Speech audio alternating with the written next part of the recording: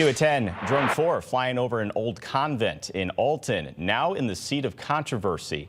On paper, the plan is to turn this space into a community center and possibly affordable housing, but the lack of information on who's behind the idea has some neighbors concerned. The defunct building is on Danforth Street. This is not far from West Elementary School. New at 10, our John Kipper is in the newsroom learning more about the organizers who neighbors say have been making plans on this in an online chat room. John. Yeah, Corey, that's right. The group is called CatCo. One of their leaders described them as a bunch of professionals who are also gamers. They hope to create a free and open space to congregate and eventually open up spaces for affordable housing. But neighbors fear the group doesn't have the money or the know-how and worries about who will be coming into their neighborhood.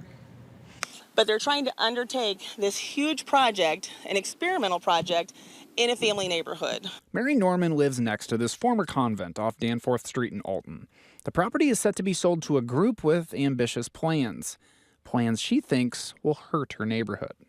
I don't see any way that this is going to be successful. It is a very big project, and they're right. We know that. That's why we're working on it so slowly. Donnie Reynolds is one of the leaders of nonprofit CatCo, a group of adult professionals bonding over gaming and shared values. They want to set up a community center with classes, gardening, and an event space, and eventually rent-controlled apartments. Once they complete the sale of the building for $315,000, CatCo plans to just slowly repair the building with volunteers. No, we don't currently have $5 million to bring somebody else in to do the building all for us. You know, we're all volunteers. My fears are that this is a group that just doesn't have the capacity to run something like this. Neighbors like Doug Peterson are skeptical, pointing to the building's poor condition. It has sat vacant for 11 years. I think that could very well leave this in a situation where they've done more harm than good.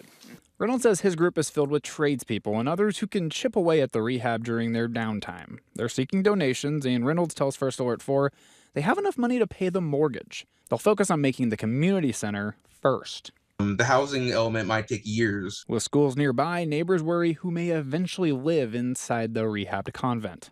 Maybe this would be right somewhere else, but it's not right. I don't believe in any family neighborhood. We're not going to bring in random people before we find out if they're okay and let them, live with kids. Reynolds says CatCo will do background checks on volunteers and future residents, but they can't do so until the property's rezoned.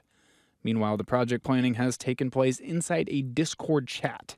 Neighbors point to a few of Reynolds' posts, indicating the nonprofit is trying to get around the zoning process. One post reads, "I'm willing to be a little sneaky for people who need a space, but eventually we need to get it approved for that usage," adding, "I know lots of people who live in their vans and can hang out there without actually living there.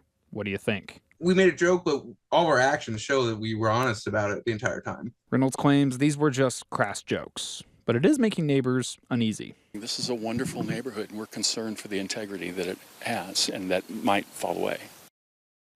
And also in those Discord chats, some mention about the potential for a commune, which includes people living together and sharing possessions and tasks. Now, Reynolds says it's not going to be a commune as they all have jobs and won't be pooling their money together. But he mentioned on Discord how it can be similar to one. Reporting in the newsroom, John Kipper, First Alert 4. We'll stay on top of that one, John. Thank you. Let's